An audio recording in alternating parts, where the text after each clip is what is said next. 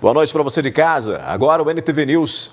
Bate-boca na Câmara de Patos de Minas. Discussão entre vereadores e depoentes foi marcada até por pedido de prisão do gerente regional da Copasa, caso esteja mentindo na CPI. A gente mostra também a precariedade da UPA em Patos de Minas, a angústia de familiares com a demora no atendimento de gestantes no hospital regional. Com falta de precariedade da canalização ou falta da canalização, chuva invade casas na Avenida Afonso Queiroz.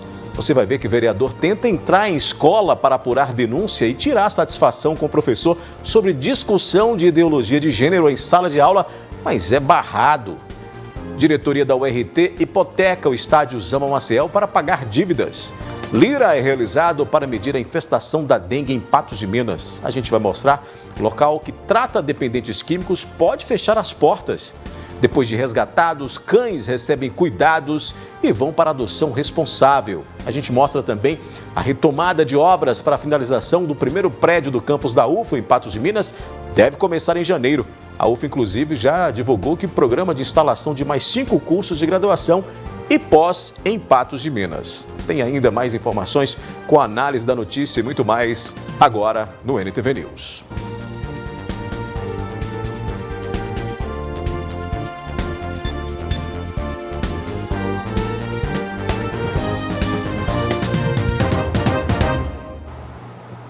Boa noite. Com mais de 20 anos trabalhando na recuperação de dependentes de drogas, a Fazendinha Senhor Jesus de Patos de Minas ameaça fechar. É que o dinheiro que antes era repassado pelo governo deixou de ser depositado. Dos 22 recuperandos que são assistidos pela Fazendinha, 20 fazem parte de um convênio mantido com verbas do governo federal. No entanto, há pelo menos 3 meses, os recursos deixaram de ser pagos, o que inviabiliza a manutenção dos trabalhos. Então, a gente trabalha com vagas sociais, essas vagas são financiadas pela Senapred, pertence ao Ministério da Cidadania, e infelizmente a gente está com alguns meses de atraso no repasse do governo federal para nós. E aí, como a gente é uma instituição filantrópica, a gente não tem reserva, chegou num ponto que a gente não tem mais recursos, para manter a comunidade. O Arnaldo é um dos funcionários do local e, apesar das dificuldades financeiras, ele afirma que todos continuam trabalhando, mesmo temendo pelo futuro da comunidade terapêutica.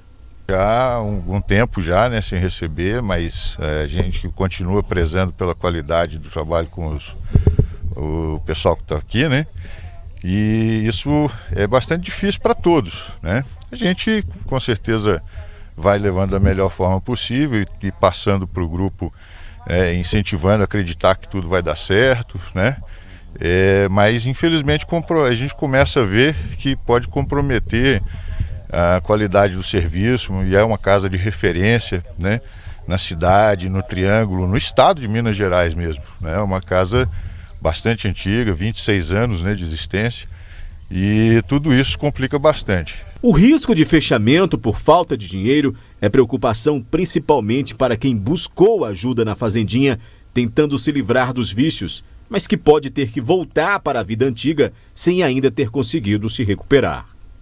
Mudança de vida, Esse trabalho que a Dora faz aqui é para muita gente melhorar de vida, Sair do mundo das drogas, sair do mundo do álcool, Ter uma vida digna, lá fora, Mudança de vida, Totalmente. Fechar isso aqui complica, Complica muito. Então, creio eu que Deus vai agir na vida e não vai deixar fechar. Eu tô aqui há 15 dias, graças a Deus está sendo uma recuperação muito boa, porque minha vida lá fora estava muito ruim, prejudicando a vida da minha mãe, da minha filha, da minha esposa. Então aqui está sendo muito importante para mim. E é muito ruim, Porque sair daqui, eu tenho poucos dias e voltar para aquela vida eu não quero. E se fechar aqui vai complicar e prejudicar a vida de muita gente, muitas famílias lá fora, Todos que estão aqui são voluntários, vieram de vontade própria. Se pedir para ir embora a gente leva, A comunidade é aberta. E hoje nós temos pessoas de Patos e região. Mais longe daqui acho que é de Araxá. Mas a gente já recebeu pessoas do Brasil todo nesses 26 anos. O custo mensal com funcionários, alimentação e outros gastos fica em torno de R$24 mil. E tendo como fonte principal os recursos do convênio com o Ministério da Cidadania, a falta de repasses significa muito no montante total da Fazendinha. É praticamente todo o dinheiro que a gente recebe por mês, né? Porque fora isso a gente recebe algumas doações de algumas empresas na cidade, que é uma coisa muito pouca. São poucas empresas que fazem uma doação pequena. E a família dos acolhidos não tem nenhuma contrapartida, eles ficam aqui por conta mesmo desse pagamento do governo federal. Então, se o dinheiro não vier, não tem como. E sem o dinheiro que faz parte deste convênio com o governo federal, o prazo para continuar mantendo o local é cada vez mais curto. Mais uma semana que nós damos conta, porque a gente já pediu dinheiro emprestado que dava conta. A gente já pediu doação que tinha jeito. Nós estamos fazendo essa campanha, pedindo o pessoal para levar alimento e depositar dinheiro no nosso Pix, porque a gente tem funcionário com salário atrasado. E isso precisa ser pago, né, urgente. E também os impostos que estão todos atrasados, água, luz, telefone. E, nossa, enfim, as despesas, né, gasolina, gás e principalmente comida. Então é muita coisa. Sem esse dinheiro que a gente gasta na faixa de R$24 mil por mês. Então hoje nós já estamos com um débito de 48 mil. Se esse dinheiro não vier, é mais uma semana nós temos que devolver todo mundo para casa. A gente precisa realmente contar com esse apoio aí, porque, como eu disse, complica bastante, né? Apesar de toda a referência que a casa tem, chega um momento em que a gente fica preocupado de começar a não conseguir atender com a excelência que a casa atende, né? As pessoas que vêm para cá, né? Com humanismo, com respeito, tudo que essa casa aqui oferece. E a gente vai lidando aí com essa situação toda, mas está complicado. Quem puder ajudar a Fazendinha, o Pix para doações é o 00211 354 000185. Ou ainda pode depositar qualquer quantia na conta corrente 32082, dígito 6, Agência Itaú 0863, em nome da Sólida. Os animais resgatados pela Vigilância Ambiental, ASPA, e a Polícia Militar em uma casa nesta segunda-feira em Patos de Minas estão no canil da Associação de Proteção aos Animais. Os 20 cachorros de raça sofriam maus tratos. Depois de passarem por atendimento veterinário, serão encaminhados para adoção responsável. Os animais estavam eufóricos, seguiam com alegria a voluntária da ASPA. Ganharam colo, carinho e atenção. Esses 20 cachorros das raças Maltês, Yorkshire e Shih Tzu sofriam maus tratos. Estavam em gaiolas, num canil improvisado em uma casa em Patos de Minas. É muito triste a situação destes animais, porque aqui em Patos, além deste canil que a gente foi, que assim, os animais, infelizmente, havendo o comércio de animais, os animais ficam restritos a áreas pequenininhas, escuras, falta de alimentação, eles não têm nem por onde andar, nem por onde correr. Olha aqui a tristeza, tudo embolado, é o que eu falo, que antes de você comprar um animalzinho, preste atenção, porque aqui em Patos tem muitos canis, fundo de quintal, clandestino, que realmente só pensam no dinheiro. Olha aqui que tristeza, são animais que têm medo até ao toque, de tanto que não recebem carinho, né? Nunca receberam carinho, então é muito triste. Os cachorros serão colocados para adoção responsável, mas antes receberão cuidados.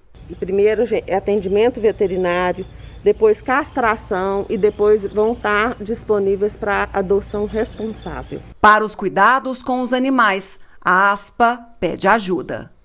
Então a gente pede ajuda da população para doar para a nossa associação, porque agora mais do que nunca, né, meu filho, nós vamos precisar de ajuda.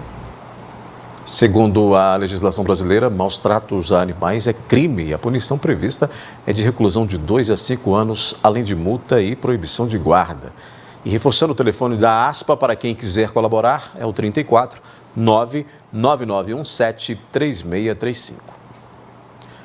Daqui a pouco, a angústia de familiares com a demora no atendimento de gestantes no Hospital Regional. E Lira é realizado para medir a infestação da dengue em Patos de Minas. Teve início hoje o terceiro Lira deste ano em Patos de Minas, né? O objetivo é avaliar o nível de infestação do Aedes aegypti e detectar onde estão os principais focos da dengue. Neste recipiente, dentro da água colhida nas primeiras horas da pesquisa, foram localizadas larvas e pupas do mosquito, responsável pela transmissão de doenças como a dengue, zika e chikungunya. Todo cuidado é pouco. Serão pelo menos 3 dias de visitações dos agentes de endemias dentro da estratégia realizada no levantamento rápido de índices para o Aedes aegypti. Primeiro dia do terceiro Lira desse ano. Esse trabalho ele é desenvolvido em 3 dias, nos quais os agentes de combate a endemias fazem uma visita nos imóveis, uma visita bem minuciosa mesmo, e caso encontrem larvas ou pupas, elas são coletadas e encaminhadas para o laboratório analisar se são positivas ou negativas para Aedes aegypti. Através dessa análise é possível a gente verificar e fazer o levantamento do índice de infestação da nossa cidade. A agente lembra que outros levantamentos foram realizados em 2021 e já tinham chamado a atenção para o nível de infestação. Nós já realizamos 2 Liras e eles tiveram como resultado médio risco. Esse médio risco, o que ele representa? Que foram encontradas muitas larvas positivas para Aedes aegypti e que nós devemos ficar atentos. Agora nós estamos com a expectativa de que o resultado também seja de médio risco, porque tivemos chuvas recentemente e muitos recipientes nas nossas casas podem estar acumulando água e servindo de criador para o mosquito. Mesmo com números inferiores de notificações e confirmações de casos da dengue comparados a outros anos, a agente lembra que o clima chuvoso e quente desta época é o ideal para a proliferação do mosquito. Além do que, durante a pandemia, muita gente deixou de lado os cuidados para evitar o aparecimento dos focos. Realmente, durante essa pandemia, o que houve? Muita gente esqueceu da dengue, dos cuidados adequados nas suas residências. Esse ano nós tivemos um número mais baixo de casos de dengue comparado aos anos anteriores. Até o momento nós temos 338 casos notificados, desses 80 são positivos para a dengue. É um número baixo comparado aos anos anteriores, porém nós temos que lembrar que o cuidado precisa continuar, porque estamos iniciando agora o período chuvoso. O fator climático fica favorável mesmo para a proliferação do mosquito. Chuvas, calor intenso, sol, tudo isso favorece. Lembrando que o ovo do mosquito pode ficar até mais de 400 dias no local seco, esperando entrar em contato com a água e eclodir. Pois é, o resultado do terceiro Lira, né, deve ser divulgado na próxima segunda-feira aí pelo Programa Municipal de Combate à Dengue. A gente muda de assunto. A família de Fabíola da Silva, grávida de 9 meses, reclama da demora no atendimento no Hospital Regional Antônio Dias, em Patos de Minas. Confira aí. Grávida de 41 semanas, Fabíola da Silva enfrenta dificuldades para ser atendida no Hospital Regional Antônio Dias. E após quase uma semana, ainda não conseguiu que induzissem o parto. A reportagem da NTV foi procurada por Adriana Aparecida, sogra de Fabíola, que relata o desdém com a situação por parte do hospital. Minha nora, ela tá grávida, já tem 6 dias que ela tá indo no hospital regional e toda vez que vai pede para poder voltar. Como hoje não foi diferente, ela foi 8h30 da manhã e até 5h30 não tinha feito nada. Ontem fez ultrassom, o médico disse que os batimentos cardíacos do neném tá fraco, que ela já perdeu o líquido. E hoje, depois das 5h30, eles colocaram ela para dentro, para poder induzir o parto dela. Mas como que vai ficar essa situação? Se o neném já não tem líquido mais, está com batimento fraco, e se acontecer alguma coisa? Com a gravidez de risco, a família espera que uma providência seja tomada com urgência em relação ao parto do bebê de Fabíola. Se chegar lá igual final de semana, não tem pediatra para atender no pré-parto, depois que ganha o neném. Não tem médico para fazer o parto e eles não fazem parto à noite, eles não induzem parto à noite. Tá um descaso aqui lá. Os médicos, você passa lá, tá sentado, tá mexendo no telefone, as enfermeiras tá abusando do povo que fica no corredor.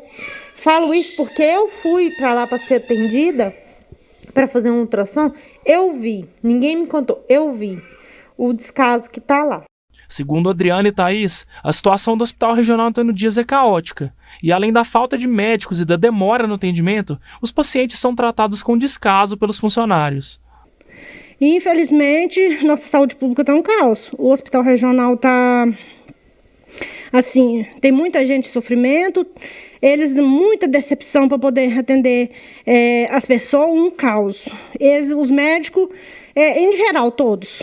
Os porteiros, que eles guardam, eles não prestam atenção no que as pessoas estão falando com eles. Eles vivem no telefone, no WhatsApp, porque eu falo isso porque eu vi isso hoje.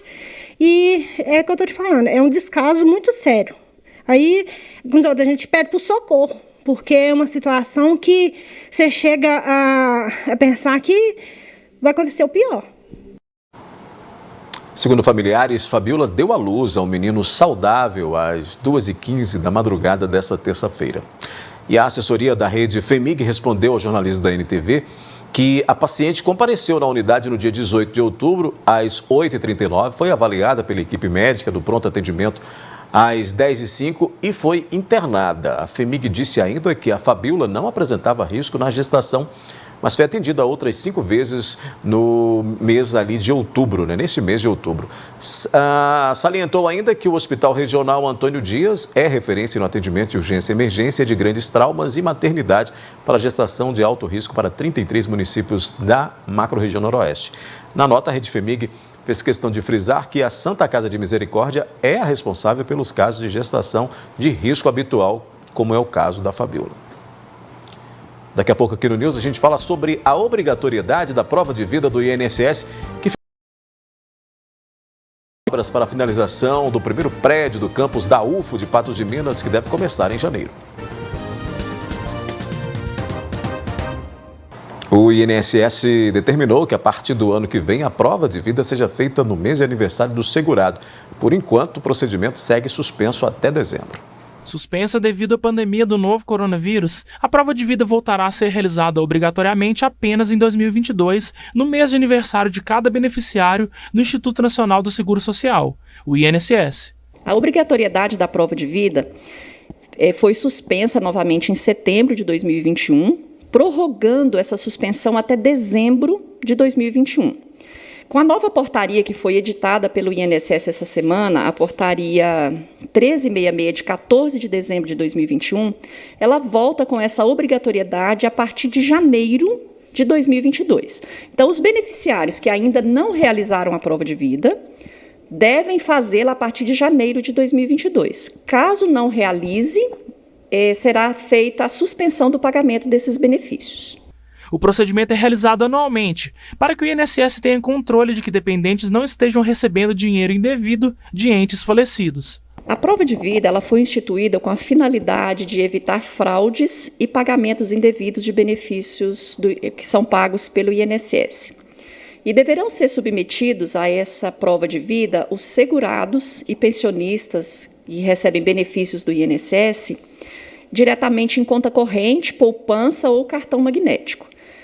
Essas formas de pagamento saem do controle da agência do INSS, por isso a finalidade de fazer o procedimento da prova de vida. Entretanto, quem não realizou o procedimento no ano passado precisa regularizar a situação e estar atento para não perder novamente o prazo. Os beneficiários do INSS que deveriam ter realizado a prova de vida pelo período de novembro de 2020 a junho de 2021 têm o prazo até janeiro de 2022 para que seja realizado.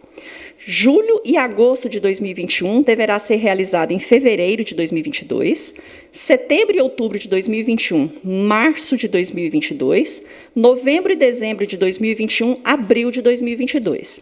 Essas pessoas devem realizar o procedimento para evitar a suspensão do pagamento do benefício previdenciário. Caso o pagamento seja suspenso pela falta da prova de vida, a reativação do benefício ela poderá ser realizada diretamente na rede bancária. A prova de vida pode ser realizada sem que os beneficiários do INSS saiam de casa.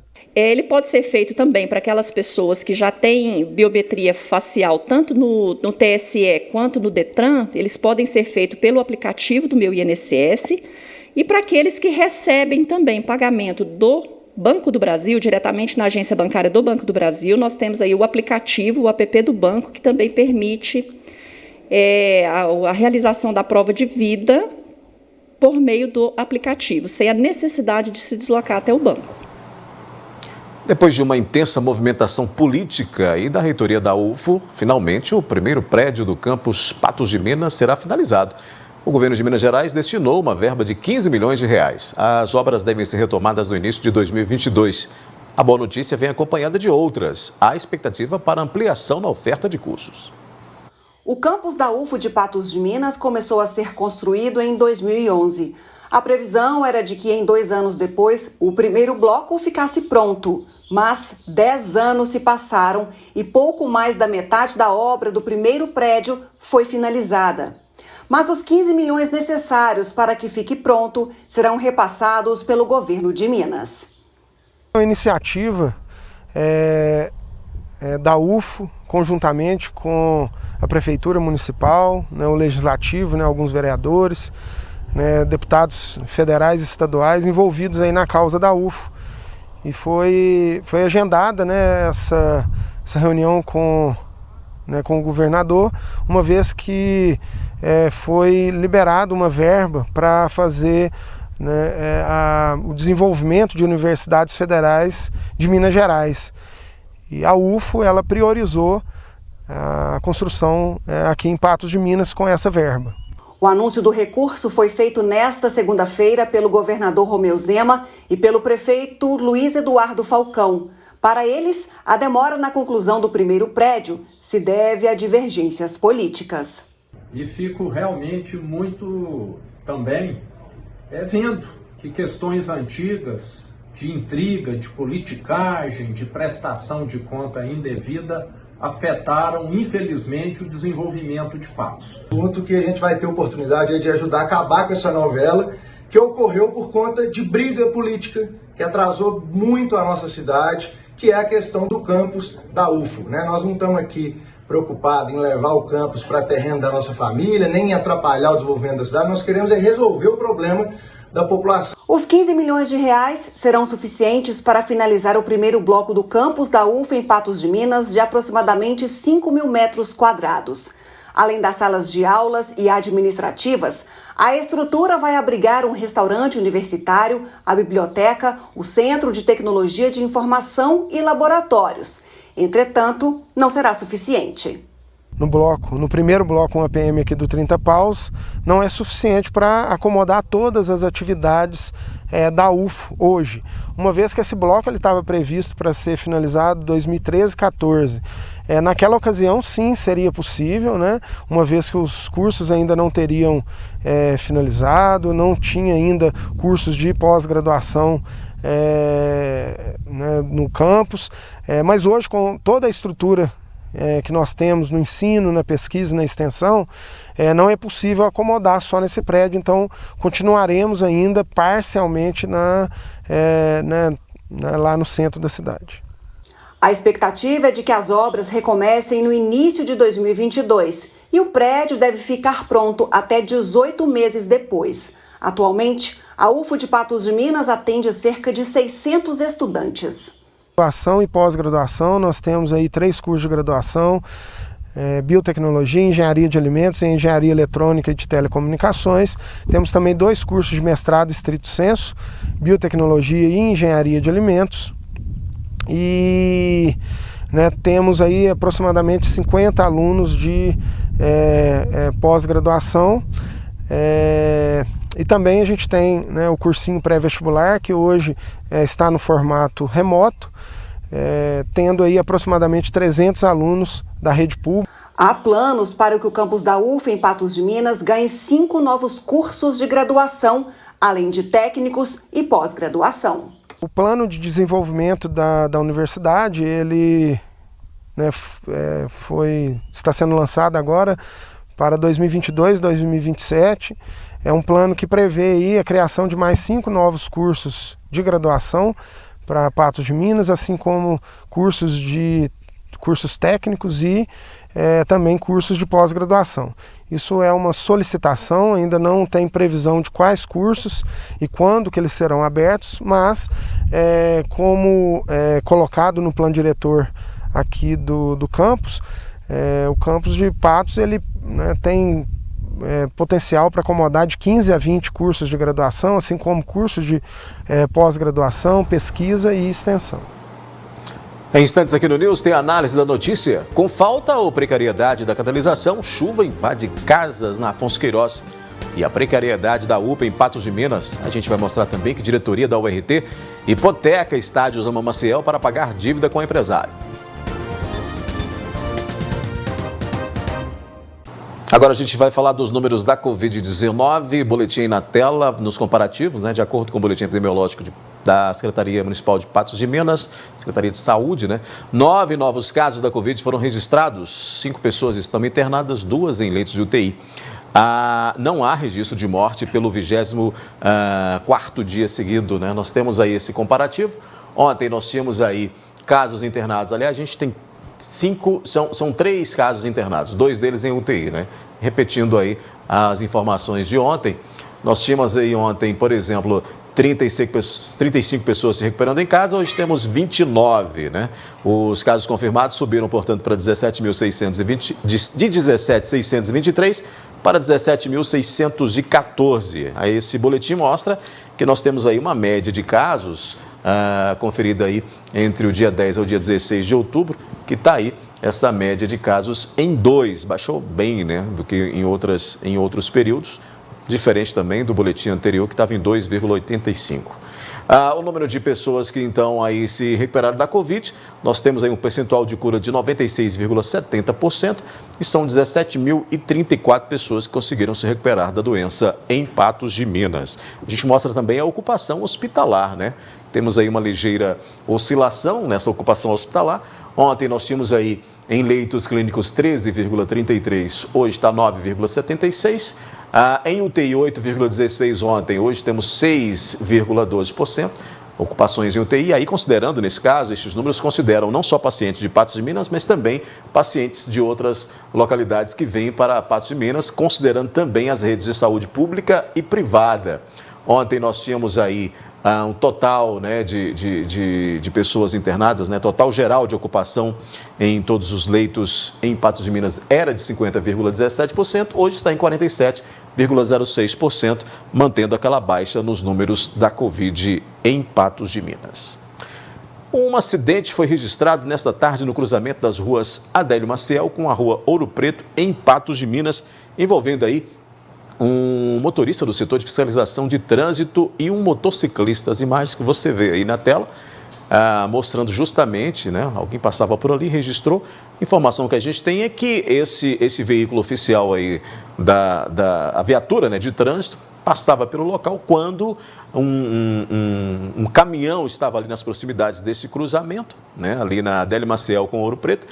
E aí o veículo da fiscalização teria avançado um pouco mais para poder observar a via, já que havia ali uma carreta, né, parada nas proximidades, quando esse rapaz da motocicleta tentava ultrapassar e acabou ali colidindo com a viatura.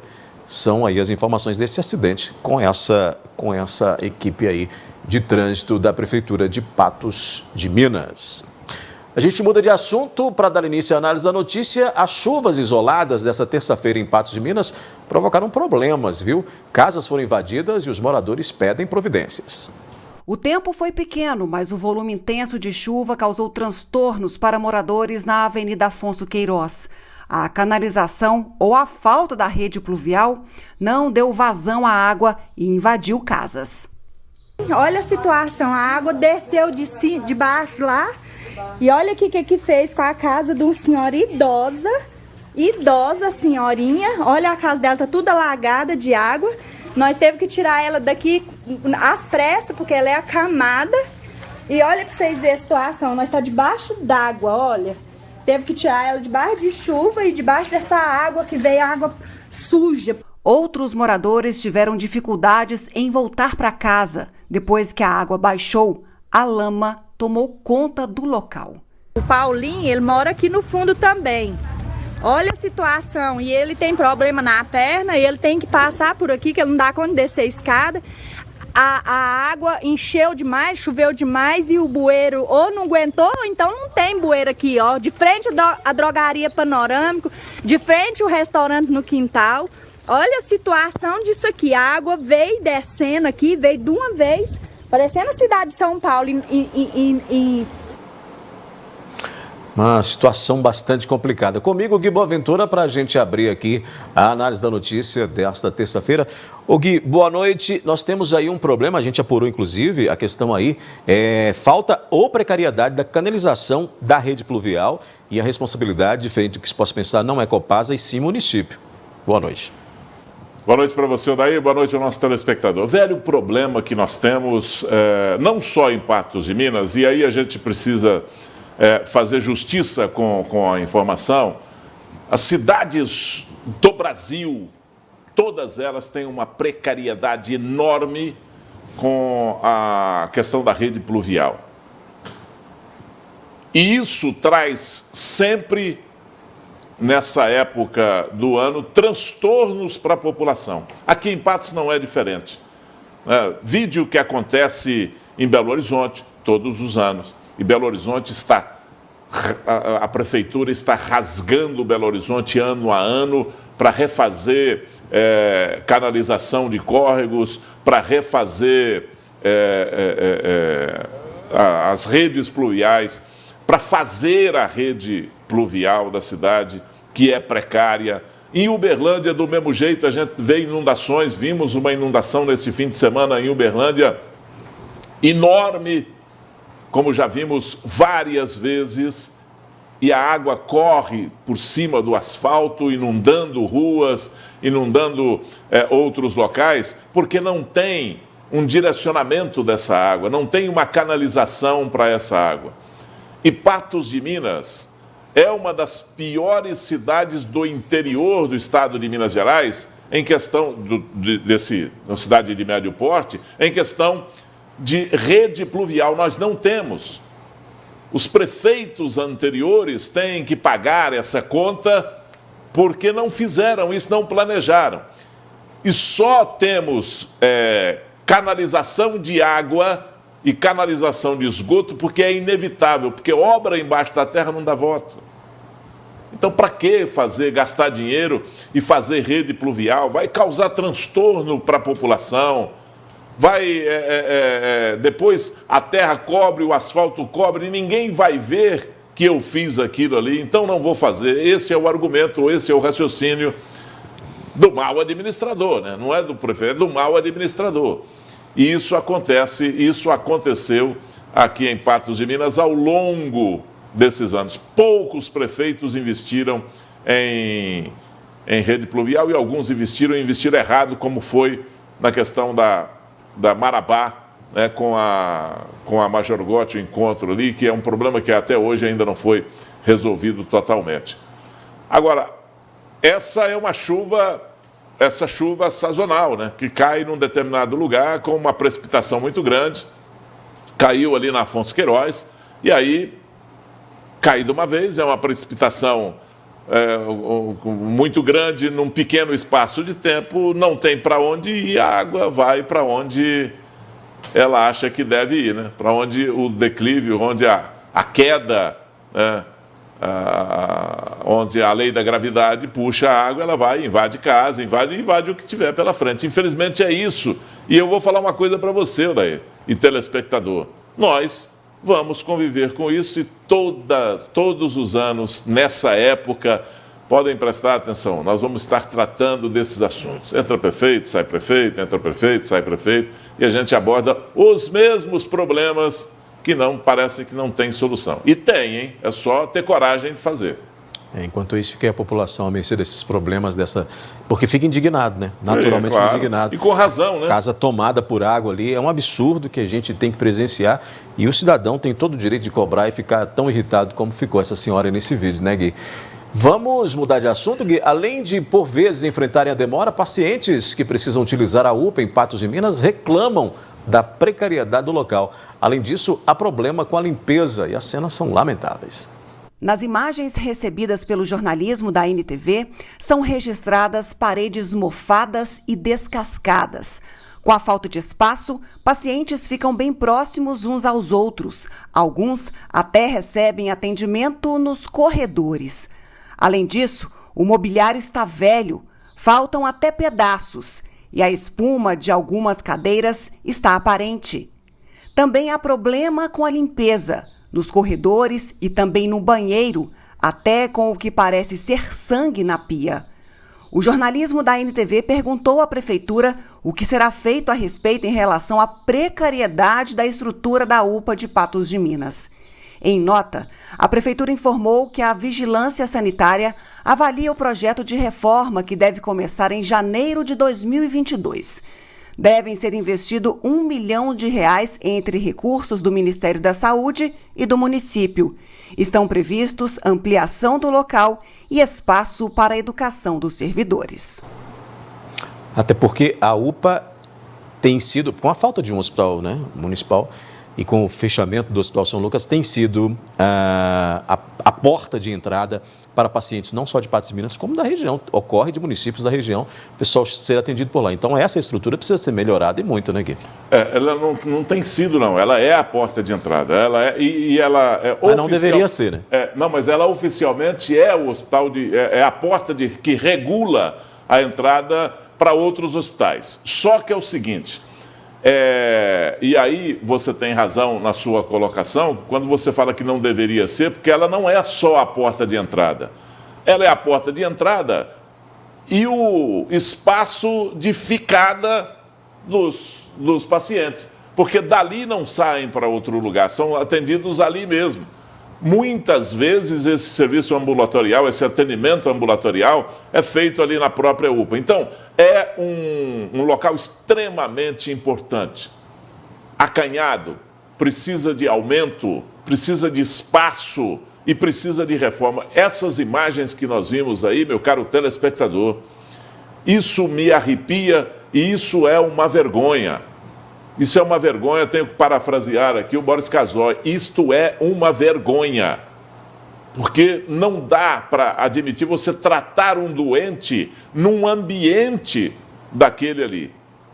Não dá para você receber uma pessoa que precisa de estar num ambiente agradável, que precisa ter espírito de recuperação e que precisa receber um tratamento, principalmente num local limpo, agradável, e recebê-lo num local como aquele ali na UPA, como essas imagens aí que nós vimos. Isso é um absurdo.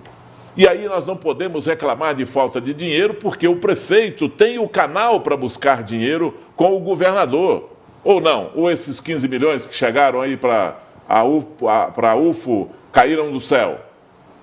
Porque é o prefeito que apareceu no vídeo dizendo, olha, nós estamos recebendo aqui, e não é nós estamos recebendo aqui, eu já falei sobre isso, é a UFO. Mas, enfim, ele tem abertura para ir lá fazer propaganda, né, de uma verba que vai para um projeto nacional, para um projeto do governo federal, tem a abertura para ir lá pedir dinheiro para arrumar a UPA. Para isso, sim, nós precisamos de dinheiro. Para arrumar a UPA, precisamos de dinheiro para fazer um hospital municipal, precisamos de dinheiro para arrumar as estradas vicinais do município, precisamos de dinheiro para uma série de coisas que, se quiser, eu enumero pelo menos 20 que estão na minha lista como as primeiras prioridades, porque dizem que prioridade é só uma, né? É a maior, mas tem em primeiro, segundo, terceiro, quarto, até o 20º lugar, gente, aquelas que não podem deixar, e é para isso que nós temos que buscar dinheiro com o governo estadual e com o governo federal. Essa questão do atendimento de saúde, além de termos todos esses defeitos que a gente tem, com falta de leito, com falta de hospital, olha eu daí, tive informação hoje, e é preciso que a gente deixe isso aqui registrado, nós estamos com um problema sério aqui. A repercussão desse fechamento do Hospital São Lucas, ela é muito maior do que se imagina. Ela é muito maior, o peso dela é maior do que se pode imaginar, porque nós estamos com hospitais particulares com um movimento muito grande, as pessoas estão voltando a procurar os hospitais, estão voltando a procurar o tratamento para as comorbidades que não são a Covid-19, né, que não tem relação com a Covid-19, estão voltando e houve uma demanda aí que ficou represada. E essa demanda está sendo atendida agora pelos hospitais particulares. Portanto, há uma dificuldade também nessa questão do atendimento a esse setor público pelos hospitais particulares. Mesmo porque o preço é muito menor e os hospitais particulares não têm esse interesse comercial de fazer esse tipo de atendimento. E é lógico isso, é aceitável isso. Você tem que aceitar isso, porque aquilo ali é um hospital, tem a sua obrigação social, eles cumprem muito bem as suas obrigações sociais, mas aquilo ali é um negócio. É um negócio para quem fez aquele investimento. Agora, os nossos hospitais que atendem ao SUS, aqui em Patos de Minas, o Hospital Regional, super lotado, com uma fila de demanda enorme em diversos setores. A Santa Casa já nasceu saturada, está saturada. Nós vamos parar onde? Aonde nós vamos atender? E outra coisa, essa demanda pelos hospitais, as pessoas procurando tratamento para as outras comorbidades, atendimento de pacientes do coração, pacientes de rins, de outros problemas, isso está saturado não é só aqui em Patos, não. Isso está saturado também nos grandes centros. Sim. Belo Horizonte está saturado, Uberlândia está saturado, e isso reflete no atendimento aqui. Como a nossa estrutura é a que nós sabemos, nós vamos pagar um preço altíssimo por isso. E quem sabe até com vidas, perdas de vidas, por falta de atendimento, porque não tem para onde mandar. Muito bem. Vamos mudar novamente de assunto, Gui. A URT hipotecou o estádio Zama Maciel como forma de pagamento da dívida que já passava de 4 milhões de reais. Com isso, restam 2 anos para que o clube comece a pagar pelo empréstimo feito. A dívida da URT, União Recreativa dos Trabalhadores, que já se somava em torno de 4 milhões de reais, foi quitada pela diretoria do clube. Para isso, o Conselho negociou com o patrocinador que emprestou a verba a hipoteca do estádio Zama Maciel com um período de carência de 2 anos. Todos torcedores e também da sociedade Patos, que o RT tinha inúmeras dívidas que giravam em torno de 4 milhões. Então a URT foi, junto ao patrocinador que ela tem, angariar recursos e diante desses recursos, de posse desses recursos, ela então pegou esse dinheiro emprestado para pagamento dessas dívidas. Primeiramente, ia dar como garantia desse empréstimo a Vila Olímpica. Porém, em conversa com o patrocinador e também o Conselho Deliberativo, entenderam por bem que, ao invés de hipotecar a Vila Olímpica, vamos hipotecar o Zama Maciel. Com isso, o clube, a URT, fica de posse ainda da Vila Olímpica para continuar as atividades. Com isso, a dívida foi quitada e agora o clube terá um prazo para pagar o valor do empréstimo. E quitada, sana-se também o risco de perder o espaço que for apenhorado.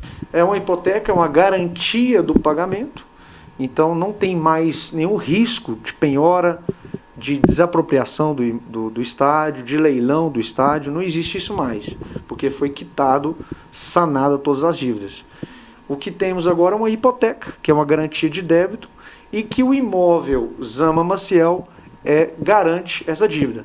A URT futuramente tem um prazo para pagamento e a URT vai ver se vai pagar ou não essa dívida. Agora, com as questões financeiras resolvidas, o clube trabalha para se preparar para o campeonato de 2022. Com esse auxílio, esse empréstimo desse patrocinador, a URT sana todas as suas dívidas, quita todas as suas dívidas e agora se prepara para o campeonato de 2022, que é o objetivo maior do RT. Em relação às dívidas, essa parte mais burocrática, esse momento tenso que o RT passou, isso, graças a Deus, está tranquilo. E no dia a dia, a equipe do RT, orientada pela presidente Maria Isabel, pelo presidente do Conselho Deliberativo, Thiago, estão quitando os seus devedores. Gui, é um alívio para o RT no momento em que poderia ter aí a penhora todos esses bens. Tem aí uma quitação dessa dívida e a URT passa a ter, inclusive, com essa negociação, 2 anos de carência para começar a pagar essa dívida para o patrocinador que destinou essa verba para poder sanar todas essas pendências que ela tinha, que já estava na justiça, tinha sido julgada, inclusive. Mas vai ter que pagar, né? Apesar de qualquer maneira, patrocinador, de qualquer maneira tem que pagar. Agora, a minha análise em relação a uma situação de um clube como a URT é porque é um clube, não é uma empresa. Né? Porque não justifica você ter no centro da cidade um patrimônio que vale 30 milhões de reais e põe esse dinheiro para render 30 milhões de reais para ver quanto rende num ano. Não precisa do time passar por uma situação dessa por causa de 4 milhões de reais. Né? O próprio dinheiro de um estádio, da venda de um estádio como a URT, paga tranquilamente a venda, o aluguel, não sei que tipo de negócio pode ser feito, paga essa dívida e paga com tranquilidade dentro de pouco tempo. E ainda, a partir de um determinado momento, dá sustentação para o time disputar as competições que ele disputa durante o ano. Às vezes uma Copa do Brasil, o Campeonato Mineiro ou o Campeonato Brasileiro, uma Série D do Campeonato Brasileiro, etc. Agora, o grande negócio é esse, é um patrimônio valiosíssimo que não rende absolutamente nada. Não justifica. Parabéns aí à presidente, ao vice-presidente, a presidente é a Marisabel, o vice-presidente é o Bartolomeu, né, pela atitude de estar movimentando isso, de estar colocando isso para frente, sabe, de ter coragem para negociar com isso aí, claro que com o apoio também dos conselheiros, do restante da diretoria, mas tem que ter coragem para fazer alguma coisa, senão o que vai acontecer é, dívidas vão crescendo, não tem nenhuma fonte de renda, as dívidas vão crescendo e toma da URT esse patrimônio. E um patrimônio coloca na mão de uma pessoa que sabe negociar 30 milhões de reais para ver quanto que ele rende num ano na mão de uma pessoa que sabe comercializar, uma pessoa que sabe aplicar, sei lá, o que fazer com esse dinheiro. O que ele não pode é parado. Dinheiro parado tem custo. Dinheiro tem que trabalhar para você. Ele tem que render. Muito bem, o que dificulta a vida dos clubes, seja do interior ou da capital, é a questão da gestão, né? E aí, quando tem uma dívida dessa, fica mais complicado ainda. Vamos fazer uma parada rápida aqui, Gui? Ainda hoje aqui no News, o vereador tenta entrar em escola para apurar denúncia e tirar satisfação com o professor sobre discussão de ideologia de gênero em sala de aula e é barrado. E bate-boca na Câmara de Patos de Minas, discussão entre vereadores e depoentes foi marcada aí até por pedido de prisão de gerente regional da Copasa, caso esteja mentindo na CPI. Um vereador de Patos de Minas tentou entrar em uma escola municipal nesta terça-feira para tirar satisfação sobre a conduta de um professor que estaria discutindo sobre ideologia de gênero na escola. José Luiz foi barrado e chamou a polícia. A direção da Escola Norma Borges esclareceu que o conteúdo ensinado faz parte da Base Nacional Comum Curricular do Ministério da Educação. Na manhã desta terça-feira, o vereador José Luiz publicou em suas redes sociais um vídeo no qual relata ter recebido uma denúncia de pais que alegam que um professor da Escola Municipal Norma Borges Beluco estaria ensinando ideologia de gênero aos alunos. Ainda no vídeo, o vereador relatou também que foi impedido de adentrar a escola para verificar a veracidade da denúncia. Impedir o meu papel constitucional, que é fiscalizar. Eu tenho todo o direito, estou segurado para isso, mas ele impediu. Então, nesse impedimento, solicitamos a vinda da Polícia Militar, fizemos um BO e já registramos. Agora nós vamos para frente tomar as medidas cabíveis, né? Estavam presentes depois também nessa conversa o professor da sala, onde que ele confirmou que estava sendo feito. Ele nos convidou, mas o diretor não autorizou, tá bom? Então, trago mais informações para você sobre isso, e isso nós não vamos permitir. Enquanto eu for vereador dessa cidade, não vou permitir que isso seja implantado na nossa escola, mostrando, né, para que as nossas crianças venham aprender isso. Tá? O ocorrido chegou à direção da escola, que informou que nenhuma denúncia por parte dos pais ou responsáveis foi relatada à diretoria. no que diz respeito ao conteúdo aplicado, e que o vereador chegou a entrar na escola para conversar com a direção e com o professor. O vereador nos procurou para poder fazer essa denúncia. Nós o acolhemos, ao contrário do que ele disse que teve o acesso negado aqui à nossa escola. Ele entrou nesse gabinete que eu estou recebendo vocês, foi muito bem acolhido e ele colocou o ponto de vista dele e nós tivemos a oportunidade, né, de até chamar o professor com o consentimento do professor para explicar o que estava sendo ensinado, qual era o procedimento. O diretor esclareceu ainda que somente após o vereador questionar as intenções do professor e não o conteúdo aplicado, é que o professor optou por não permitir a entrada em sala de aula. A entrada em locais públicos pode ser feita por qualquer pessoa ou mesmo autoridades, desde que haja um funcionário do local acompanhando. A proibição só é cabível caso haja abuso de poder, por exemplo. Pode ser, sim, exercida em qualquer horário, desde que esteja presente um servidor da repartição. E, portanto, não pode ser proibida a entrada, desde que destinada a tratar de interesses públicos e administrativos. Contudo, entendo ser legítima a proibição de pessoas estranhas ao serviço público, principalmente numa escola de ensino fundamental, no objetivo de se coibir eventuais abusos de poder e discricionariedade, principalmente porque no recinto escolas públicas, via de regra, está repleto de crianças e adolescentes. Então, é preciso ter a devida cautela a evitar exposições de imagens desmedidas e desnecessárias. Quanto ao conteúdo aplicado para os alunos do 9º ano, de acordo com o diretor, o tema era afetividade e sexualidade, assunto previsto na Base Nacional Comum Curricular do Ministério da Educação. O vereador, assim como o assessor deles, eles já chegaram com a definição disso, perguntando qual que era o ponto de vista da escola sobre ideologia de gênero. E o que nós dissemos para eles, né?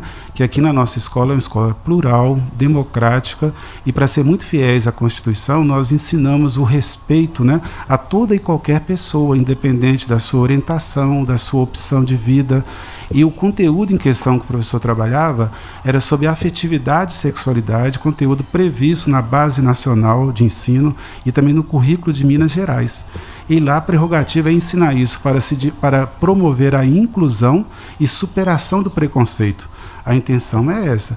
Então é para se trabalhar essa pluralidade e também a multiplicidade de aspectos que envolve a dimensão da sexualidade. É um conteúdo sobre sexualidade e gênero, escolhas, né? Mas a partir dessa dimensão da pluralidade e do respeito a essa diversidade. Em nenhum momento houve como ele disse, né, uma defesa de um grupo, isso não ocorreu. O que você acha que houve uma precipitação por parte do vereador nessa situação? É preciso a gente entender as prerrogativas de uma autoridade, seja ela em que setor for, e nesse contexto que aconteceu isso aí.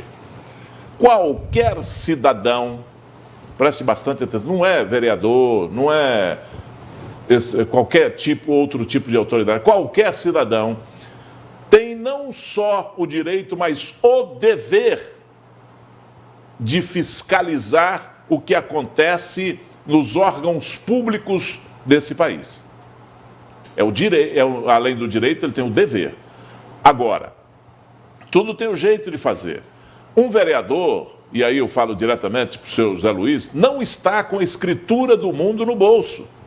Ele não é dono da situação, ele não pode chegar e invadir, apesar de ser uma autoridade legislativa, com a prerrogativa de fiscalizar o poder executivo e muitas vezes também o próprio poder legislativo. Ele tem essa prerrogativa e essa obrigação de fiscalizar, é de ofício do vereador fazer essa fiscalização. Agora, não é direito dele chegar e invadir qualquer órgão público, muito menos uma escola do ensino fundamental. Ele não pode chegar, ele tem que chegar lá se ele quiser fiscalizar, ele vai lá para buscar informações, porque não é ele que vai entrar, invadir uma escola e tomar uma providência. Ele vai ter que procurar outra autoridade competente para fazer esse caso. Ou, nesse caso, para tomar uma providência. Ele não pode, ele não tem poder de polícia, nesse caso. Ele não tem poder de justiça, nesse caso. Ele vai ter que levantar as informações e tomar as providências junto à autoridade competente. Está certo o diretor de não permitir que o vereador invadisse a sua escola. Parabéns ao diretor. Ele cuidou da sua escola, ele cuidou do seu ofício. O vereador não poderia ter feito isso, abusou da sua imaginação de ter tamanha autoridade, e não tem essa autoridade, o vereador. Então, ele não pode invadir uma escola, seja em que hipótese for. O pai da criança que procurou o vereador deveria ter procurado a escola para ter informação disso e discutir isso na Secretaria Municipal de Educação. Nos meios legais, pelas vias legais. A gente não pode entender que eu sou vereador, ou estou vereador, eu tenho autoridade para entrar e sair. Não é assim. Todo mundo, toda autoridade tem o seu limite de competência. E essa não é uma competência, a competência de polícia não é uma competência que tem o vereador. Ele precisa entender isso. Se quer fazer política, faça de uma maneira correta, não precisa fazer todo esse estardalhaço, não precisa levar a polícia para fazer um boletim de ocorrência, não precisa invadir uma escola. Muito feio isso. Vamos girar então o assunto. Quase 8 anos depois, foi julgado nesta terça-feira o Antônio Gonçalves de Moura, em 9 de janeiro de 2014, ele havia alegado legítima defesa contra Vinícius de Oliveira, que foi morto. Antônio foi absolvido. Boa noite, Daí. Estamos aqui no Fórum Olimpo Borges, onde acabou de terminar o julgamento do senhor Antônio Gonçalves de Moura, acusado de matar Vinícius de Oliveira Diniz no dia 9 de janeiro de 2014. O crime foi motivado devido a uma discussão entre os dois em propriedades rurais, em que os animais da vítima teriam adentrado na propriedade de Antônio. Durante a briga, o Antônio desferiu golpes contra a cabeça de Vinícius, que faleceu. A sentença do júri foi pela absolvição do senhor Antônio Gonçalves de Moura, o que trouxe uma grande comoção pela família da vítima, Vinícius Oliveira Diniz. E quem traz detalhes sobre a sentença é o advogado de defesa, Dr. Brian Epstein.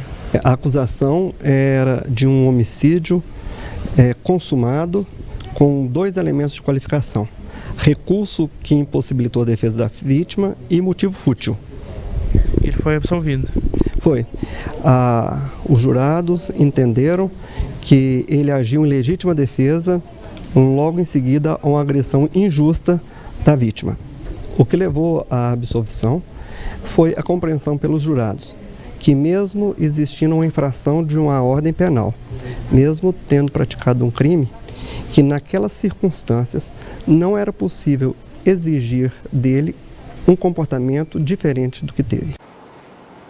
O Gui, causa uma comoção, porque nós temos aí um fato de morte, de uma morte que aconteceu de um jovem, e isso causa uma comoção, como causou lá durante essa audiência, com os familiares ali envolvidos nessa situação, o que é compreensível e natural num momento como esse, Esse crime foi um crime que chamou muita atenção, mas o crime foi em 2014, e ele chamou muita atenção da cidade, porque a família da vítima, e principalmente a sua mãe, que é a Vera Loira, conhecidíssima na cidade, ela saiu à procura de justiça, ela saiu à procura, na argumentação dela, de fazer justiça em relação à morte do filho.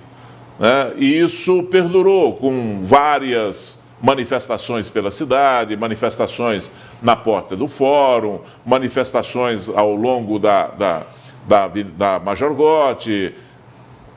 Na mídia, então, esse crime foi um crime que, pela movimentação da família, teve um espaço muito grande na mídia na época em que aconteceu. O tempo se passou, as provas foram juntadas aí e na competência do Dr. Brian, né, que é extremamente competente, que é um advogado extremamente competente, principalmente nessa área criminal aí, consegue a absolvição do Antônio. Eu acredito que, além da competência do Dr. Brian, tem também a questão das provas, né, juntadas nos autos. Isso pesa muito para o convencimento de um corpo de jurados. Então, houve aí a absolvição, na matéria não traz qual foi o placar, nós não sabemos se o Ministério Público, e aí nós vamos saber disso amanhã, se o Ministério Público acha que se conforma com essa sentença ou se vai recorrer dessa sentença, né? Mas a verdade é que o senhor Antônio saiu livre, foi absolvido no júri desta tarde. E a gente tem toda uma pauta nessa semana aí de julgamentos, nós já mostramos desde ontem julgamentos no fórum, nós temos esse período que a Justiça tem para poder trazer todos esses casos e fazer esses julgamentos.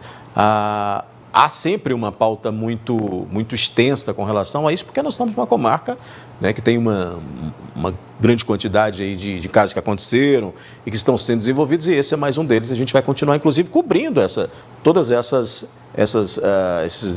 julgamentos que vão acontecer aqui na nossa comarca. Só um detalhe em relação ao julgamento, a gente precisa de entender que quem é o juiz nessa questão, quando há um júri popular, o juiz de fato é o povo, é o corpo de jurados. São pessoas escolhidas na sociedade para dizer se o réu é ou não é culpado, se é culpado ou se é inocente. Quando é culpado, de acordo com as provas, de acordo com os jurados, o juiz faz a dosagem dessa pena, o juiz de direito.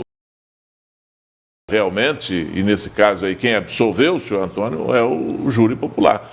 Né? E são 7 pessoas que entenderam que ele era inocente, que ele agiu em legítima defesa. Muito bem, vamos girar o assunto nos depoimentos da CPI da Copasa nesta terça-feira, Gui. Na Câmara, em Patos de Minas, os ânimos estiveram exaltados, viu? Houve bate-boca e vereadores disseram que os depoentes, funcionários da companhia, foram ali controversos, né? Teve até pedido de prisão do gerente regional da Copasa, caso tenha ali mentido na CPI. Foram ouvidos nesta terça-feira os depoentes, o gerente do Distrito Regional da Copasa, Saulo Bernardes, e o engenheiro de sistemas da Copasa, Júlio César Caetano. Hoje ouvimos o Saulo, né, e o Júlio, ambos funcionários da Copasa. Fiz como relator algumas perguntas técnicas a eles. As respostas foram tendenciosas, né?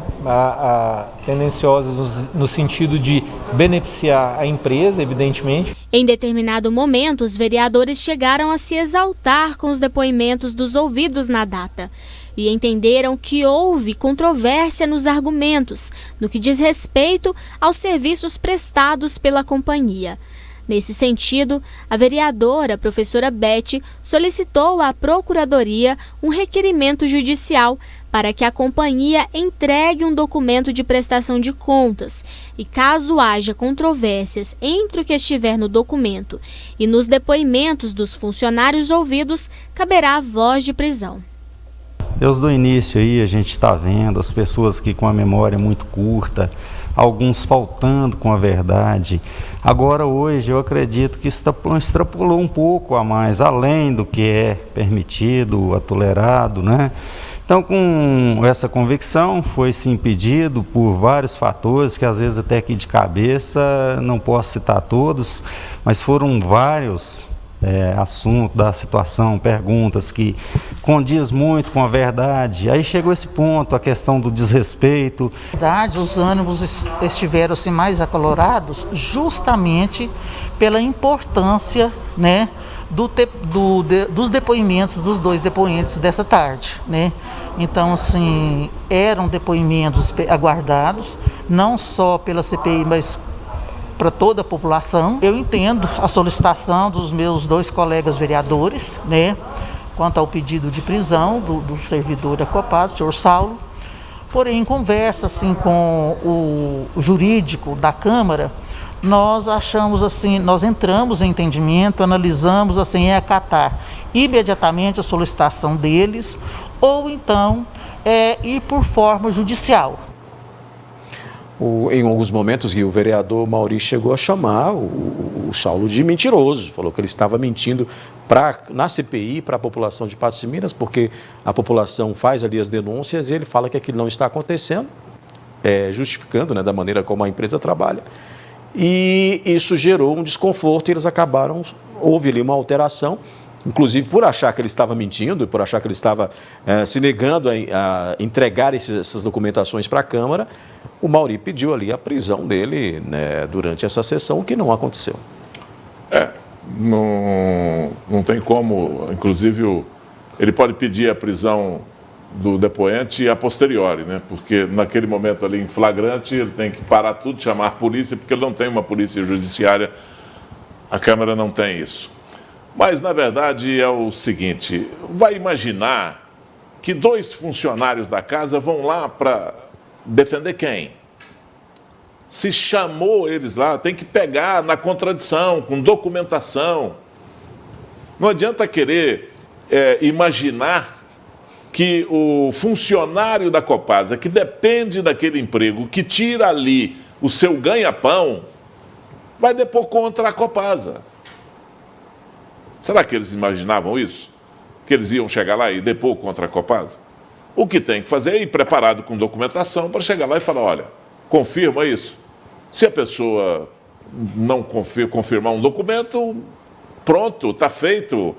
Agora, se não tiver documentação, se não tiver provas para ser contundente na entrevista ou na argumentação contra o depoente, vai dar em nada. Eles não vão falar contra a Copasa de maneira nenhuma. Muito bem, com essa a gente encerra a nossa análise da notícia. Obrigado, Gui, por mais uma participação sua aqui. Amanhã você está de folga aqui do News, mas você está meio-dia agarrado aqui no programa. Meio-dia estaremos aí, esperando você. Boa noite e até lá. Boa noite, obrigado pela companhia, até amanhã.